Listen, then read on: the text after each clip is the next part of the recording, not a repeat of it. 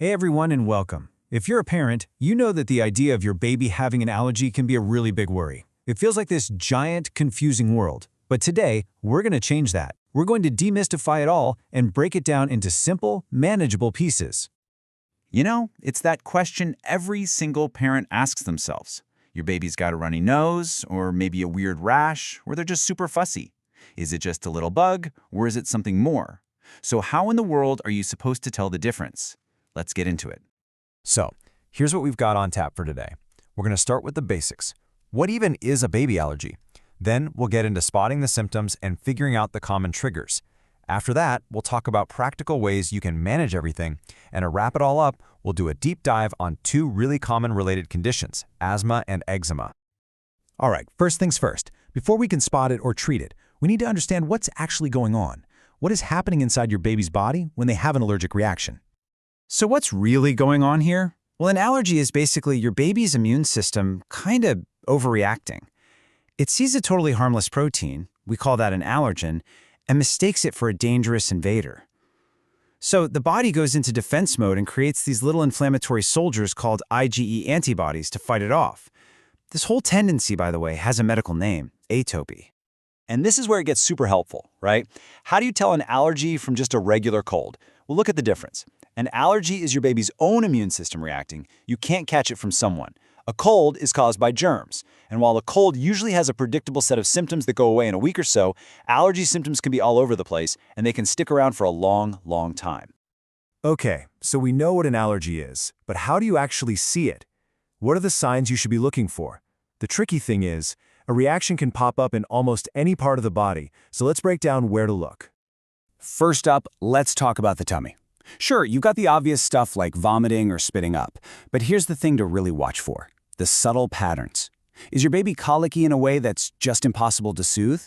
Or maybe they're just not that interested in eating, and you notice their weight gain is a little slow. Those are classic, often missed signs of a food allergy. Next, let's talk breathing. A runny nose can be anything, right? But the real clue here, it's when things keep coming back. If it feels like your baby is battling bronchitis or croup over and over again, or if they have a cough that just lingers and never seems to fully go away, that could definitely be an allergy trigger at work. And of course, there's the skin. Eczema and hives are usually the most visible signs. But check this out, because this is the part that so many parents miss. It's not just about rashes. Think about their behavior. Is your baby just really irritable for no reason? Are they having these intense crying fits? Is their sleep constantly disrupted? That can absolutely be a sign of an allergy making them feel uncomfortable from the inside out. All right, we've got the what and the how.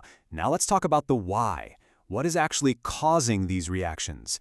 Let's pinpoint some of the most common culprits in a baby's world. Food is a huge one for sure. And you'll see some really common things on this list, things that are staples for a lot of kids, like milk, eggs, and wheat. But it can also be things you might not suspect, like soya, tomatoes, or even those little additives like colorings and preservatives you find in processed foods. And it's not just what they eat, it's also what's in the world around them. We're talking about things like dust mites hanging out in their crib bedding, pollen blowing in from outside, pet hair, or even a little bit of mold in a damp bathroom. And then there are things that aren't technically allergens, but are major irritants, like strong detergents or cigarette smoke, that can make everything worse. Okay, I know that last section was a lot, maybe even a little scary, but this is the good part. This is where we talk about what you can do, because there is so much you can do to manage things and make your little one feel a whole lot better. So let's get practical. So when you're starting solids, the name of the game is slow and steady. The absolute golden rule is to introduce just one new food at a time. Give them a tiny amount, see how it goes, and then wait, a few days even, before trying anything else. This simple process is your single best tool for figuring out what might be causing a problem. So what does this look like day to day? Well, it's about becoming a bit of a detective. You'll get really good at reading food labels to spot hidden allergens. It's about simple home habits too. Vacuuming often, airing out bedding in the sun, choosing soft cotton clothes, and switching to really gentle soaps. And this one is non-negotiable, making sure your home is always smoke-free. All right, for our last section, we're going to zoom in on two conditions that are super closely linked with allergies: asthma and eczema. They often show up together, and it's really helpful to know how to handle them specifically. First up, asthma. So what is asthma really? Think of it like this. The little airways in the lungs are just extra sensitive. When they're triggered, often by those same allergens we just talked about, they get all inflamed and swollen, and the passages get narrow. And that's what makes it so hard to breathe. This side-by-side really tells the story, doesn't it? On the left, you've got a nice, clear, open airway. Easy breathing. But look at the right. During an asthma flare-up, the airway lining gets swollen, the muscles around it squeeze tight, and the body produces all this extra mucus. You can just see how all of that clogs things up and restricts the airflow. Okay, this is so important. If your child is having an attack, the first thing you have to do is stay calm. Your calm helps them stay calm. Get them to sit down and then give them their reliever medication. Usually it's 4 separate puffs over 4 minutes, using a spacer. Then you wait. If they're not getting better, that's your cue to call the doctor or head to the hospital. But you need to know when it's a true emergency. If your child is struggling so much they can't talk, if you see any bluish color around their lips, or if they're just getting worse really fast, you don't wait. You call an ambulance immediately. Tell them very clearly, my child is having a severe asthma attack. And while you're waiting for help to arrive, you keep giving those 4 puffs every 4 minutes. And the other big one is eczema. You've probably heard of atopic eczema, which is part of that same atopy allergy family. It's that classic red, scaly, and oh-so-itchy skin condition. And here's something every parent needs to hear loud and clear.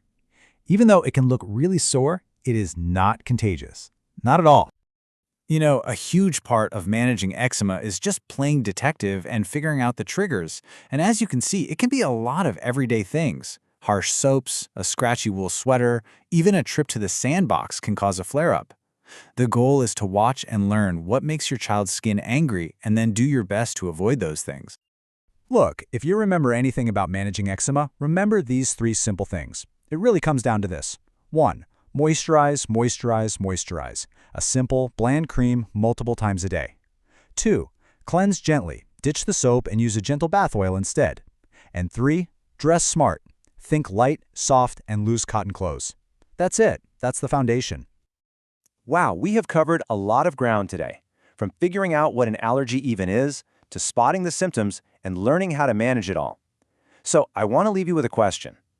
Thinking about everything we just talked about, what is one small, totally doable change you can make today to start making your home a safer, more comfortable space for your child?